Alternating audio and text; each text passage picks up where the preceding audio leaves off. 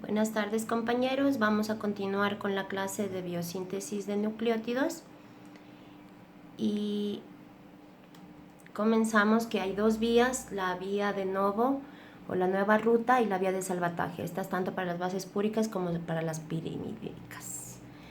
Entonces sabemos que el metabolismo de los nucleótidos, tanto de pirimidinas y de piridinas, vienen de la dieta o sintetizarlos. Entonces, ¿cómo es el metabolismo? Los nucleótidos se ingieren y se degradan en el tubo digestivo de esta manera. Entramos como nucleótidos púricos y pirimidínicos. Por medio de las nucleasas se hace oligonucleótidos, esto por medio de las fosfodiesterasas mononucleótidos, y por las nucleotidasas hacemos los nucleósidos y separamos el grupo fosfato. Y las nucleosidasas permiten separar la ribosa o desoxirribosa y las bases púricas y pirimidínicas. Las bases purinas o púricas se oxidan siempre a ácido úrico o se pueden absorber o excretar por la orina. Ninguna purina o pirimidina de la dieta se incorpora directamente hacia los ácidos nucleicos. Entonces, los nucleótidos de la purina y pirimidina se pueden sintetizar a partir de intermediarios anfibólicos que son controlados y como información general hay mecanismos intracelulares que regulan la cantidad de nucleótidos trifosfatos, ya vamos a ver cómo, dependiendo de la necesidad celular y a ver si tenemos o necesitamos regenerar tejidos o cuando la célula se divide. Entonces comenzamos con la biosíntesis de purinas, tenemos tres que son la síntesis de novo, la fosforribosilación y la fosforilación. Estos tres procesos, por favor, la síntesis de novo se hace a partir de intermediarios anfibólicos, la fosforribosilación y la fosforilación de nucleósidos. ¿Cuáles son los intermediarios anfibólicos? Tenemos los precursores que es el aspartato, la glicina y la glutamina.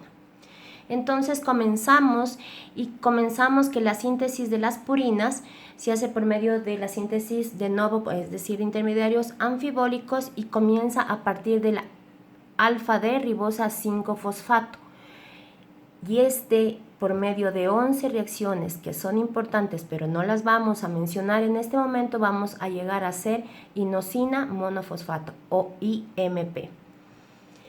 El 5-fosforilpirofosfato es el primer intermediario que nosotros obtenemos a partir de la alfa-ribosa 5-fosfato, y ese también nos ayudará para las otras síntesis de las otras bases.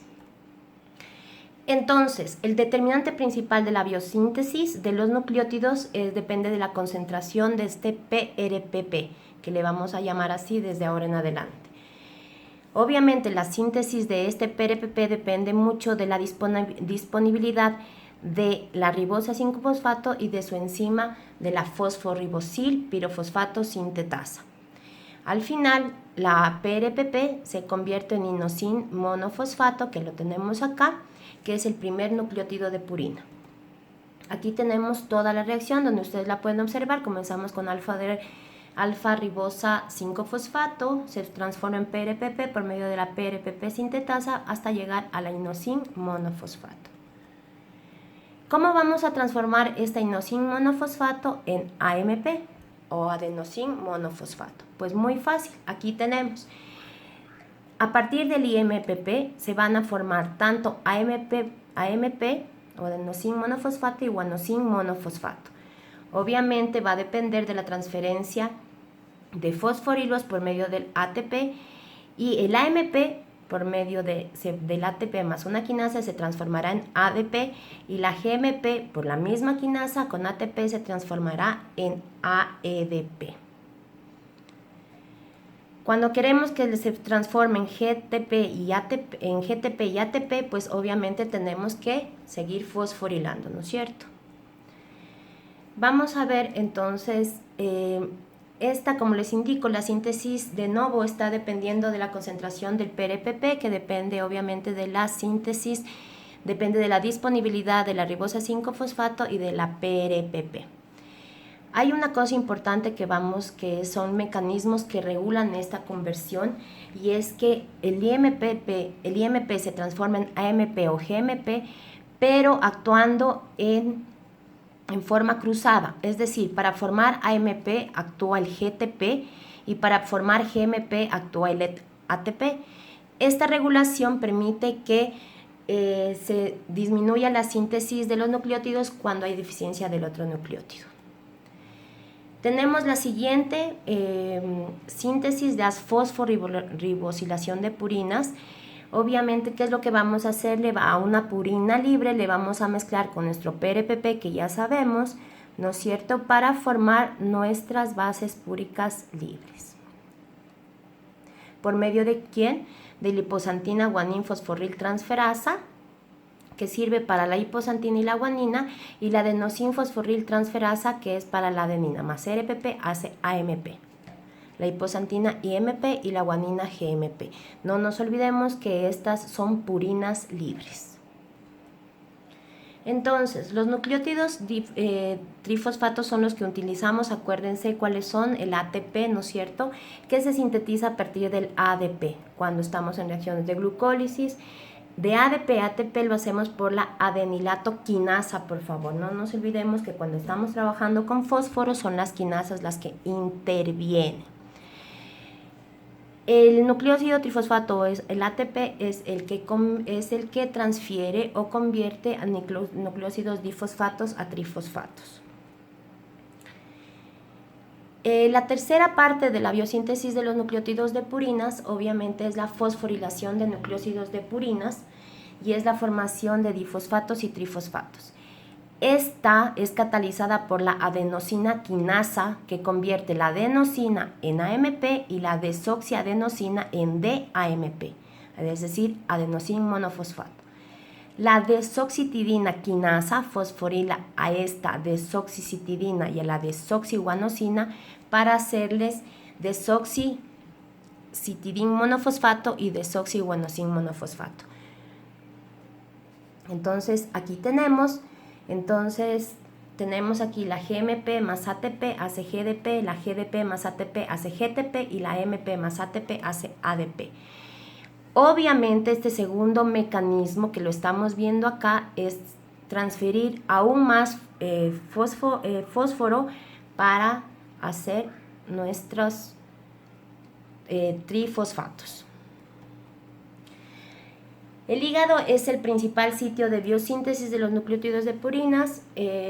Obviamente proporciona purinas y nucleósidos para la recuperación y para la utilización de los tejidos que son incapaces de su síntesis: el cerebro, los eritrocitos y los leucocitos polimorfonucleares.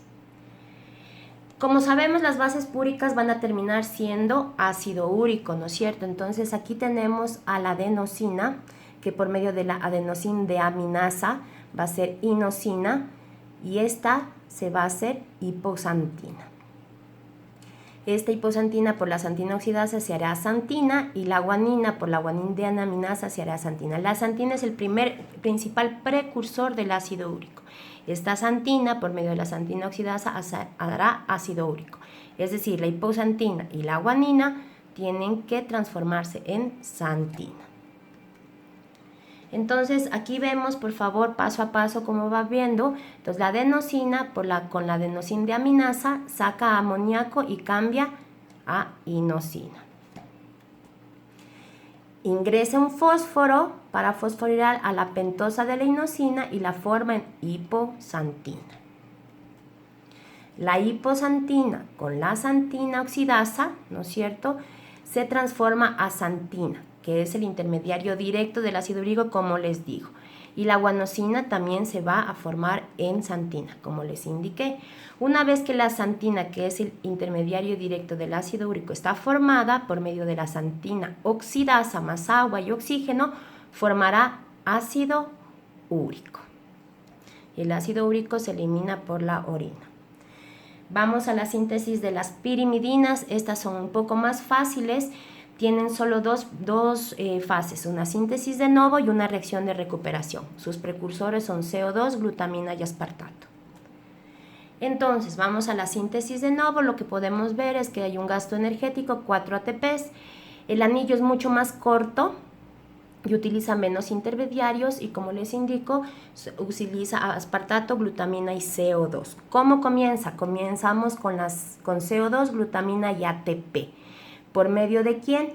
De la carbomoil fosfato sintasa. Esta es una enzima citosólica, ¿no es cierto?, Esta es la que transforma el carbometil fosfato. Vamos a terminar, después de 5 pasos, igual importantes, vamos a hacer la orintidid monofosfato. Y al final haremos la uridin monofosfato.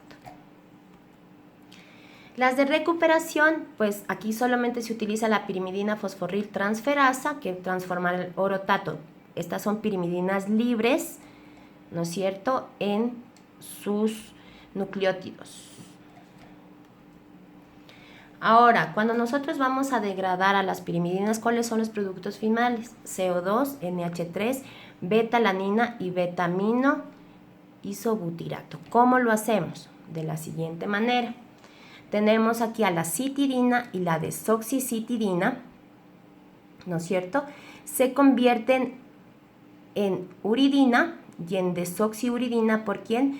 Por reacciones de desaminación, como vemos aquí. Desaminación, discúlpenme. Entonces, la desoximonofosfato se deamina a desoxi, aquí, uridin monofosfato, y esta también se transforma a desoxiuridina, como la vemos aquí, ¿no es cierto? Por la 5-nucleotidasa. La uridina y la desoxiuridina, por la nucleósido fosforilasa, se hace uracilo. Por otro lado, tenemos la timina, que se forma a partir del timilidato, que es el DTMP, ¿no es cierto? Por acciones secuenciales va a terminarse formando timina, por la 5-nucleotidasa y la nucleótido fosforilasa. Entonces, tenemos uracilo y timina, ¿no es cierto? Estas se reducen por la hidroxiuracilo deshidrogenasa en dihidroxiuracilo y dihidrotimina. La hidropirimidin hidrasa abre los anillos de estos dos y forma beta-ureidopropionato y beta-ureido isobutirato.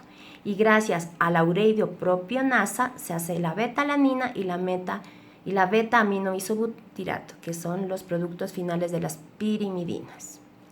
Con eso terminamos, compañeros. Les agradezco todo el semestre. Necesitamos concretar el examen. Está programado para el 3 de julio. Necesito que me avisen la hora y que se pongan de acuerdo. Buenas tardes.